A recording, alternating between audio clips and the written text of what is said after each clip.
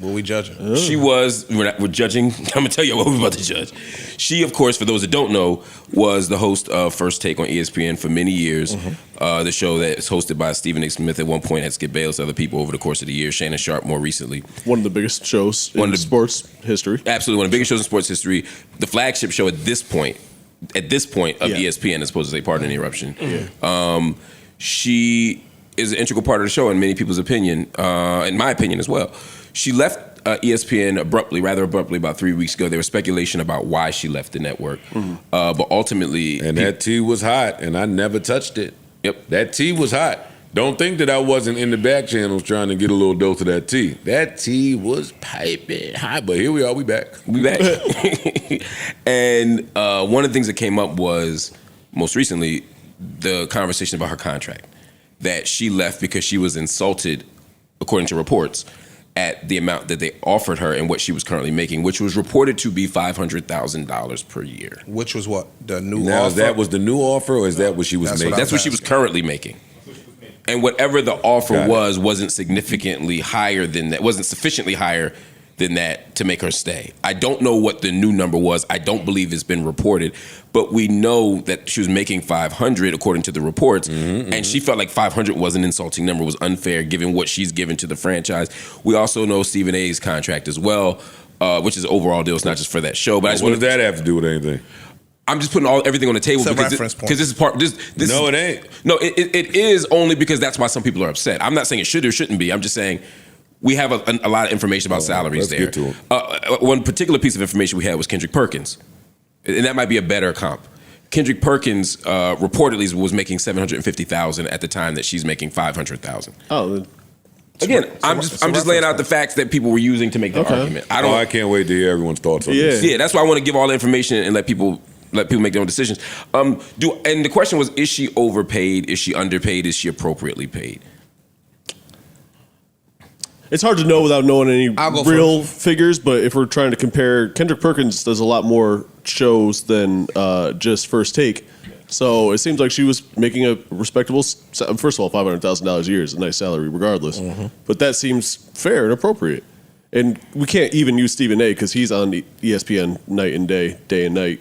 Yeah. Regardless of sport. You cannot use Stephen A. Smith because Stephen A. Smith is an outlier. Right. But you can use Kendrick Perkins. Yes. You can use Kendrick Perkins because Molly, for the last decade, has been on that show. She's helped that show become what it was. When Kendrick Perkins got there, that show was already there. Okay. Right? No disrespect to him. Kendrick Perkins' journalistic ability. He be checking to see niggas about shit they say. Is nowhere near where hers was. I don't know what they do outside of being on a microphone. We don't know what their full job encompasses. Molly's job might be to research the information. I don't know. You get what I'm saying? Molly's job is not to research. They got producers. I'm saying what I'm saying is I don't know you the see her job. extent of their job, so I can't necessarily say that. But well, let's assume what you see is her job.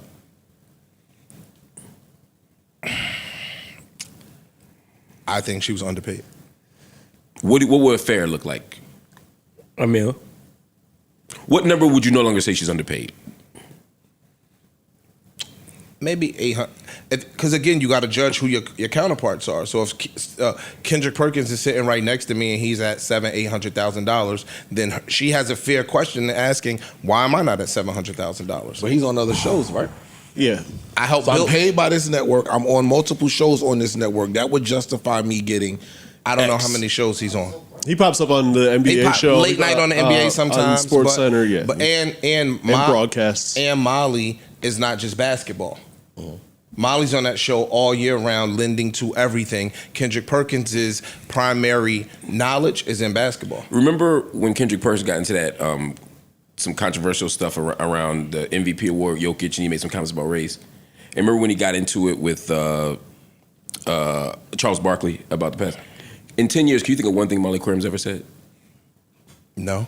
But virality don't necessarily mean that she's not doing the job to the best of her ability. Here's what I'm saying that. Because first of all, I hope Molly Qerim gets $50 million. I want people to get as much money as they. I am not trying to stop that. For sure. But I do think there's a difference between being a commentator and your job is to offer provocative commentary. True. Which is harder to find. True. right? Then, I think so. Then I just think it's roles. Then a moderator, yeah, but she remember because she's the host, but she's really the moderator. She is. I think it's harder to replace Kendrick Perkins than it is to replace Molly Qerim. I wouldn't say that because you got a bunch of strong. It's not even up for That's not true. You got You got a bunch of strong personalities in the room. Moderating those personalities may not be the easiest of things. It's not the easiest. Finding an athlete that is loud and boisterous and brash could potentially be out there. Potentially.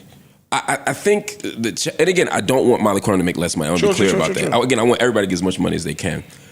But I do see a difference between an NBA analyst, which is there's a very small number of people who are former NBA players who can articulate themselves, who have personality and noteworthy opinions that will get people talking in agreement or disagreement. Mm-hmm. I think it's much easier to find someone who can moderate and kind of organize. It's not easy. I'm not saying her job is easy. I'm just saying it's different. Y'all can skip this. Yeah. The salary cap on each of the roles tells the story. And that's my point. This is not really about Molly. If Molly was the best person in the universe at this job, they were going to put a cap on what she can make. Versus if Kendrick Perkins go up there and hit that out the park, it's going to be a different conversation. Yeah, but that's based on him playing the sport before. It's also that's valid too. Like him having a background of notoriety. Yeah. But we are taking ESPN First Take and we are now funneling it into just basketball.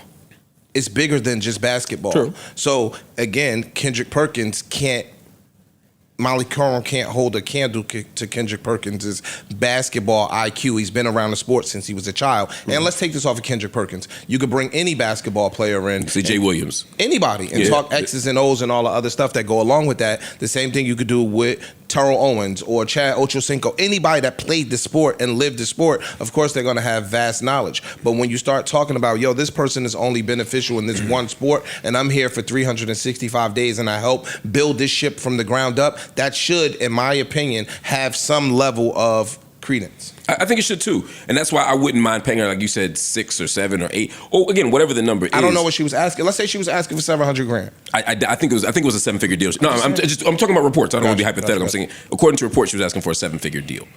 And again, I hope she gets it wherever. I hope she got it. I wish she got it there. She went to NBC, right? But I think she signed to NBC. Did she? I think. Okay, I don't know that to be true, but if that's true, excellent. If we move it off of her and ESPN for a minute, if we were to look at inside the NBA, Ernie Johnson to me is a staple.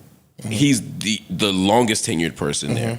He deserves a ton of money, and I think he is a rarer talent as a moderator than maybe anybody I've ever seen moderate a sports thing.